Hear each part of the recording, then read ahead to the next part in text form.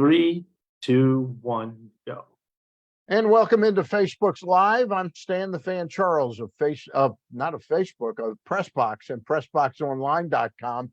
And with me is a guy who could be Facebook with a face like that, my friend Gary Stein. Facebook. Gary, how are you? I'm good, Stanley. You are the voice of the UMBC Retrievers men's basketball and lacrosse. Why don't you have the soccer job? I want the soccer job, but Paul Mittermeier beat me out for it years ago, and I've never been able to take it away from him. So we can move him out. Sometimes that's the way it goes. Maybe our guest today has a little sway. All right. Hey, our guest in just a moment is going to be the very new head coach at UMBC men's soccer. That's Anthony Adams. Let me read this sponsor read and remind everybody that we are always brought to you by the Costas Inn. Very fine dining at the Costas Inn, affordable, comfortable, the Costas Inn. Baseball betting is here. Bet $5 with DraftKings and get $150 in instant bonus bets along with other great incentives and promos when you sign up at PressBoxOnline.com/offers. Baseball futures bets, season specials, and player awards bets are already live in Maryland. Go to PressBoxOnline.com/offers now for your shot at winning big. And we welcome in the new head coach of UMBC men's soccer. He's in a very mysterious setting there, very dramatic lighting. He is Anthony Adams. And Anthony, thank you for joining us. Can you tell us a little bit about why you're a little in the dark, but you look good? Sure. Well, first of all, thanks for having me on. Nothing's changed for me at home. Assistant coach, associate coach, head coach. According to my wife, nothing's changed. So I'm sitting here in a parking lot when my daughters are at soccer practice. So nothing's changed at home, but I'm happy to be with you guys tonight. All right. Hey, 26 years under Pete Caringi, you worked for him. The trust that he showed in you, you said like 3 days in, he was giving you all kinds of responsibilities. Do you have it? Do you have an Anthony Adams right there? Is it Sam DeBone or is it Pete Caringi III? Do you have somebody that you trust the way that Pete Caringi trusted you 26 years ago? Yeah, our staff right now, obviously, and when Big Pete was a part of it, we have Pete III, Pete's son, and Sam DeBone, who I think is going to be going on like 25 years next year. He was coaching when I was a senior, playing for Pete. So we have great continuity, great trust. It's more than a staff. It's more like family. So fortunately for me, I don't have like a first year learn the ropes assistant. These guys are Pete's a veteran. He's 9 years in, and Sam's obviously a veteran. And so we're going to add another person to our staff that fits what we need. But our staff is very well connected, very experienced, and we're excited to keep that continuity going with the players. You were on Glenn Clark's show a little bit ago, and I read the story about it. And a quote that struck me is you said to the players, "Hey, the culture is here." Who makes the culture? Is it the coach, the assistant coach? Do they set the tone, or is that the culture? Or do the players have to sort of take some self-pride in what the culture is? I would say it's everything, and the people are the culture. Like you can have great teams that wear UMBC or any college on their shirt, but it's really about the people more than anything else. So we do our best to recruit high character, talented individuals that are selfless and put the team first. And I think when you have that, they care about a lot of things that maybe other people might not. So they've actually created their own fine system in the locker room, which is pretty funny. We had a kid that wore an earring in the weight room the other day, and that's not allowed. We had a kid that was a couple minutes short of study hall hours last week, and that kid's now getting fined by the team. And it's interesting. They care about the little things, and I think we talk about living a championship life, which is in all aspects. And I think, when you have really good people, you can have a strong culture but that's our job to recruit those kind of people too. Gary, your floor, Gary. So the soccer team has their own little kangaroo court, huh? That's pretty cool. I like that. You know, Anthony, there's a lot of interesting things about you taking this job. And the first thing that pops to mind for me is the fact that you took it after 26 years with Pete Caringi together coaching. That's a long time. And that's pretty rare in sports, in collegiate sports and professional sports, when two guys are together for 26 years. So a couple of questions on that. Number one, you never, like 26 years, like you never had a desire to be a head coach before? Like, what was that relationship like with Pete to stay with him for 26 years?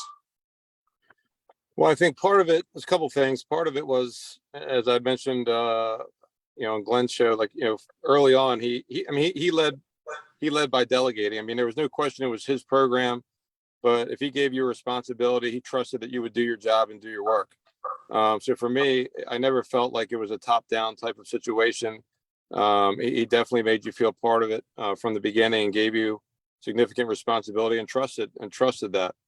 I feel like I've been ready to be a head coach for about 20 years. I think, I was close early on. I mean, my third year after our 99 season, I was in the final three for a school called Florida Tech in Melbourne, Florida. And at the time I had no wife, no kids, and I would have gone in a heartbeat at that point. I was in the final 2, 3, 4, 5, a few different times. And then, I got married and I had a child, and I think she just turned 15, and really, I did have some inquiries and some conversations, but I don't think I ever had my heart into getting another job where I'd actually have to leave the state, leave our family. I think at some point it stopped being about me and being what was more best for my family. And it was best for my family to stay in Baltimore. And I'm fortunate that Pete, saw value in me to keep me in, and we continued to grow the program together. Yeah, I'm actually familiar with Florida Tech. A neighbor of mine's son went down there to Melbourne to play lacrosse. They have a pretty good lacrosse program down there, so I know exactly what you're talking about. And then the other thing that's interesting to me is the salad days. The best times for UMBC soccer was back in the 13 and 14 seasons. Of course, the 13 season was unbelievable. You were undefeated in the regular season, lost only to Connecticut in the NCAA's, and then of course the 14 season everybody remembers, the semifinal run, which was just an amazing time for UMBC soccer in general in Baltimore. What about after that, Anthony? A lot of times other programs will look at head coaches and assistant coaches that had that success out of nowhere and say, maybe that guy can turn a program around. Was there any thought at that point? A little bit. I think the biggest challenge in our sport, and I would say it's exclusive to the men's side, is that there's only about 200 jobs. And I think people don't realize that. I think, the women have, close to 340 Division I programs. So, through, some of the, like, we don't have a Power 5. We have like a Power 2.5, you know what I mean? And Yeah. So like, we just don't have, there aren't like some of the seasons we had, if I was an assistant in another sport, I absolutely would have had opportunities to move on. I just think there aren't many jobs, and out of those 200 jobs, I wouldn't say they're all like great jobs. You know what I mean? So in terms of where you're living and the salary and where your kids will go to school and stuff. So I think, a lot of these people, they find a good job and they don't leave. I mean, look how long Pete's been at UMBC, how long Sasha's been at Maryland, how long Frank Oshesky was at Towson. So I think, when you find a good job like that, you just don't leave because there aren't many of them. Anthony, I'm curious about another quote. The article I read about you was your quote about Pete being like sort of the Baltimore soccer guy, and I'm wondering, do you have that same pride in Baltimore soccer that Pete has? And what's that pride about? Is it about a certain way that the kids conduct themselves, play the game? What is so special about Baltimore soccer? I think it's like in a lot of sports where, I think, and obviously I've learned the history through Pete, you know what I mean? We've had numerous conversations about the history of Baltimore. A lot of guys some guys I've met, some guys had passed on before I even got a chance to know them. But I think obviously there was a time where Highlandtown had some of the best players in the country coming out. I think there was areas like Dundalk, where I grew up, Essex, some areas, some suburbs right outside the city back then. This was before the Harford County booms and different areas of Maryland. And all those players knew each other. And the state champion was, as Pete would say, who you played for was divided by like a church, so one block in Hollandtown would have a team and the other block would have a team and they'd play in the final. So hearing all those stories, and then some of the kids that I coached growing up were sons of people that he grew up with that were really good players. So I kind of was able to make those connections. My cousin, Teddy Sapalis, my mom's side's Dog Creek. My cousin, Teddy Sapalis, is the one that got me into soccer. He was a very good player, played at Maryland. So he kind of got me into soccer. So I kind of got part of that history as well. I mean, obviously in Dundalk, you had guys like Johnny Barazzi, some real legends come out, Dale Roth come out of that area too. So it sounded like it was an awesome time for soccer. I probably was on the tail end of it before, everyone started moving out into the counties and stuff. But just having that pride, I think Baltimore, it's like we're going to play hard. We're going to play hard. We're going to have a chip on our shoulder. We're going to hit you. We're going to meet you head on, and we're not scared of you. And we like being the underdog. And I think that's resonated with our professional teams. And I think it's resonated in other sports in the city, in this area. And it's no different in soccer. Anthony Adams, our guest, the new men's head soccer coach at UMBC. Anthony, where will Anthony Adams' recruiting map expand or contract to? Are you going to emphasize local kids? Are you still looking at Europe once in a while when the opportunity presents itself? I think we're always going to be the local college for me. I always want to, we're going to recruit. I was talking to someone yesterday. We were having a staff meeting and I just said, every top player in Maryland, even if we hear they're going to sign a contract in Europe, they're going to hear from us. They're going to hear from us. And I'm talking about the elite of the elite. Mm-hmm. We're not going to be afraid to call anybody, have a conversation. We feel like, we're a good fit for any player. And that player can have a great career, get an education, turn professional if they are at that level and choose to. So that's always going to be our niche. We're always going to be 75, 80% Baltimore metro area, a couple kids from the surrounding states. But I will say that college soccer has changed. And I think if you look at the 2014 team, they were kind of ahead of the curve in that they were an old team. We had 7 starters that were fifth year guys. So we had a lot of guys that were 22, 23 years old on the team. And if you look at a lot of the teams now that are doing well, they're just older, whether they're with this COVID, people taking fifth years, or there's older guys, guys in Europe come over a year or two older, even though they're the same class as an American kid. So I think, the days of having like seven guys from Calvert Hall, McDonough, and Curley, John Carroll, wherever, the days of doing that are over. I think you're going to need some older guys mixed in, some transfers mixed in. I hope it's transfers that went away and want to come back home. That's always the guys we look for, but that doesn't always work out that way. Gary, let me just jump in real quick with a follow-up. Anthony, you mentioned the thing, even if we hear a kid's going to Europe, he's going to go, we still want to talk to him.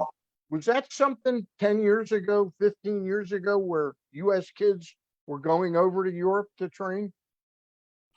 I think it was happening, but I think the opportunity that the players have now, like the respect, I think our top players, youth players, are really respected in Europe more so than ever before. I mean, I think we'd all like to think the talent's there, but I know there's been some really good players in this area that just didn't have that opportunity, or as a country, we weren't as respected overseas. I think these European clubs are seeing that they can get some of our guys for not a lot of money, you know what I mean, and grow them and then eventually sell them.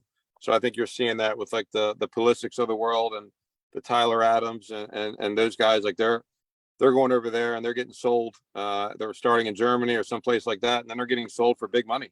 So these European clubs are making money. They're developing our guys. Those guys are helping them win, and then they're selling them for good money. And I don't think it's ever happened like that in the time the way it's happening right now. It's interesting. Yeah. Anthony, I want to ask you about the changing nature of soccer, sports in general, really, and not even at the collegiate level. I'm talking about how it happens even before the kids get there, when they're growing up. When you and I were growing up, when we were all growing up, PD2, you played in the sandlot, right? You got a whole bunch of guys together and you played on the field and you kind of made up your own rules and you called your own fouls, and that's the way you learned, and that's the way you played. And then eventually you made it to high school, and if you were good enough, you played on the team, and that was kind of your path. Today it's all different. Today it's all organized. It's club, it's rec, it's it's all these things that are set up for players, and you got to pay to play and all that kind of stuff. And I just wonder, like, what has that changed the young soccer player? Can you compare soccer from your day back to today? I mean, I think there's more, like, I would say, like, B+ players everywhere. There's more kids playing the game. There's more kids that have some kind of instruction background. I don't know if there's more special players, if that makes sense. Like, and that's been the disappointing thing. I think if you talk to a lot of coaches, but there's a lot of, like, decent players. I mean, I think it's just proximity too. Like, I think, I grew up in a duplex, you know what I mean, in Dundalk, and I went outside and there was a park called Keyway Park, and I go to the park and there'd be 20 kids and we'd play soccer, football. Yeah. I think, I don't know if the world was safer then or not, but a lot of parents nowadays, me included, I'm not sure I'm going to let my daughter get on her bike and drive 2 miles away at 12 years old and come back for dinner. Like, I don't, right. And maybe, but I think, I don't know if it's different now or we just know more, but I think that's hurt kids.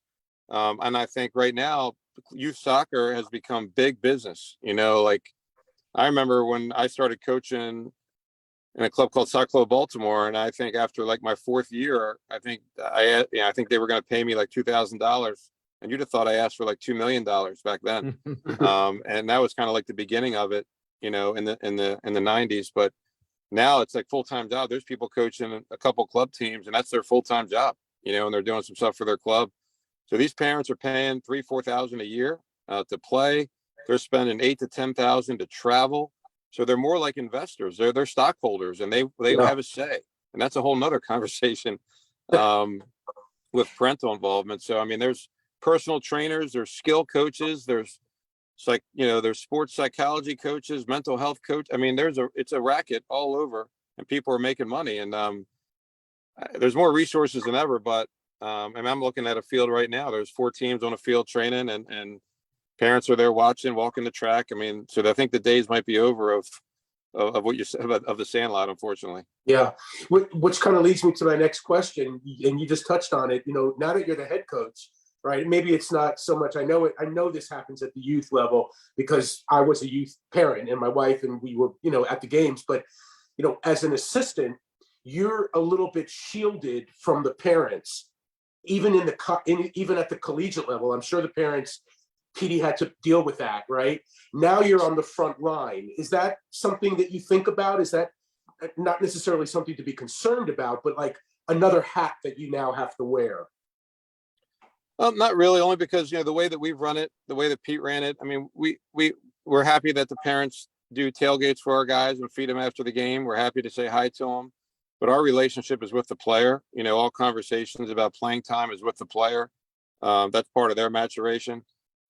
We really don't have much contact with the parents. We obviously try to keep them involved. We send them information. We love that they come to the games. We love that they, support us with some snacks and stuff on road trips and all that stuff. But we just don't have that kind of, we don't have that kind of program where we're like, it's like a youth team where we're talking to parents all the time. We don't speak with them before games, after games. It's our relationship is with the player. And I think that'll continue.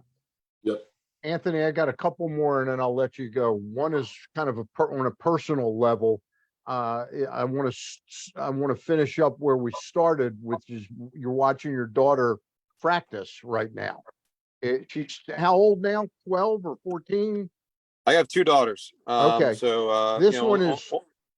I have 12-year-olds training right now, and then the 15-year-olds training at 7:30. So, like I said, I'm not going anywhere. So I'm going to be here if you guys want to keep talking. Talk to me about why these 2 daughters of yours love soccer so much. Does it come directly from you? Is your wife involved in that? And they really want to do this?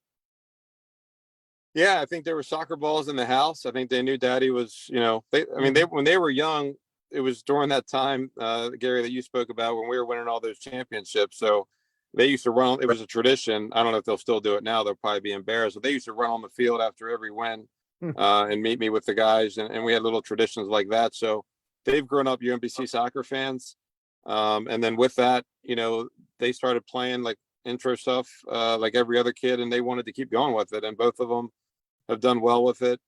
They both play at a high level of club soccer, and it's got me involved, quite frankly, in coaching girls, and something I never thought I'd do. No real reason for it, except I was always coaching college guys or older youth kids I could recruit, but I've thoroughly enjoyed it. I'm involved with both their teams. I thoroughly enjoy it, and I think it's made me a better coach. And could you talk a little bit before I ask you a final question about the opportunities that are out there for girls now to play soccer and to make something of their life in soccer? It's amazing. I mean, the team I'm coaching, the older team, they're under 16. So half of them are freshmen, half are sophomores. We were at a showcase last weekend, and the amount of Power 5 schools and just really good universities in general that were watching our girls, it was amazing. It's just there's so many more schools. There's 140 more Division I schools. There's more Division II. There's more scholarship money. Like, there's just more opportunity than ever before. I mean, to be honest with you, there's more opportunity for a high school age female than a male, just because there's just simply aren't as many schools that aren't as fully funded. So it's just the time right now for women's soccer in this country, girls soccer. It's amazing. I mean, even like 20 years ago, there might have been one or two clubs in the state that really put some resources into girls soccer, and now there's so every time you turn around, there's a new club that has a girls side that's putting resources into it. So there's just tremendous opportunity right now. I want to circle back. That's a great answer and really interesting stuff. I want to circle back. I don't follow you religiously, UMBC soccer. But I always remember, that'll change. But I always remember it seemed like Pete always scheduled some of the big boys. Now you've got probably your conference, the America East Conference that you play in, but are you going to intend to schedule the way Pete did? Yeah, I think we've had a philosophy I mean, we have a nice venue. I mean, Gary, you've been there. We draw really nice crowds.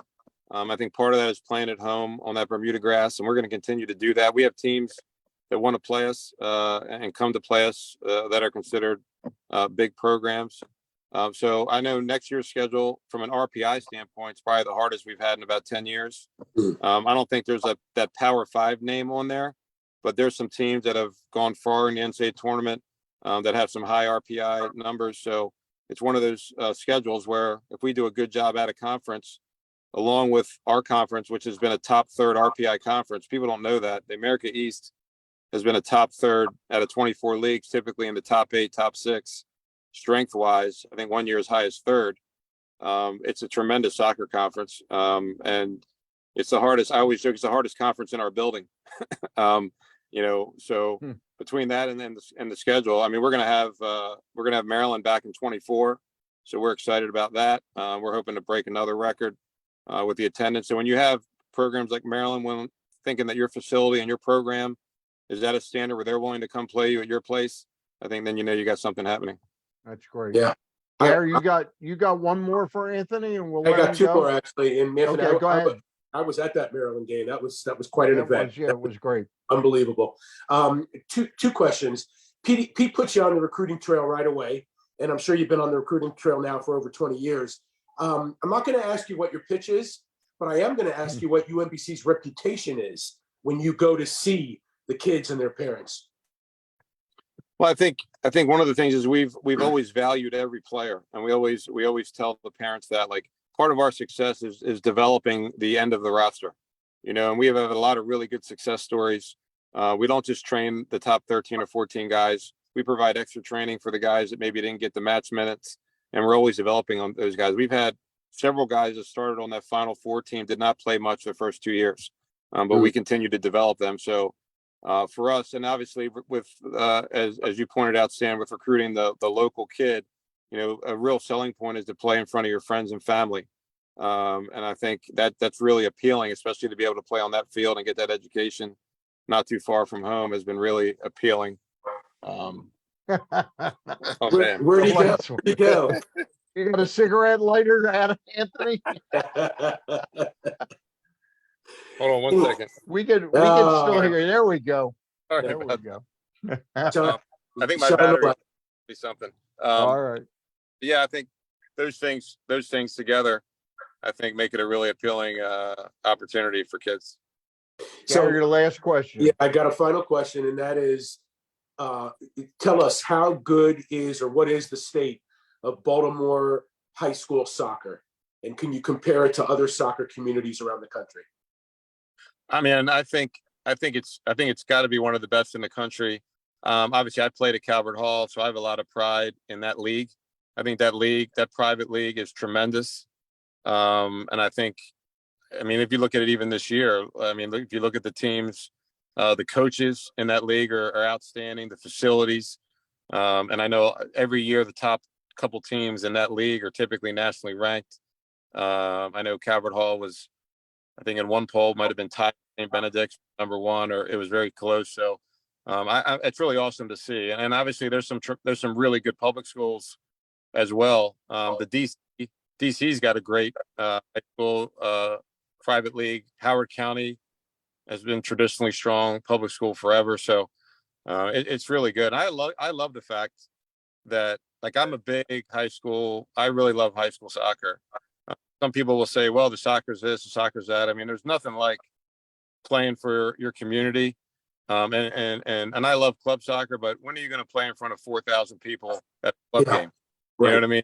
So I think I really value high school soccer and being part of a community. I think the kids, for me, like, I think when you don't play for your high school, I think you kind of lose something. You know, you lose being a member of that community. And I think there's responsibility with that, regardless of what you think the level of the soccer is. All right. Gotcha. Anthony Adams, the new head coach, taking over for Pete Caringi. Now, I'm just assuming you talked every day to Pete for 26 years. How many times have you talked to him since you taken over?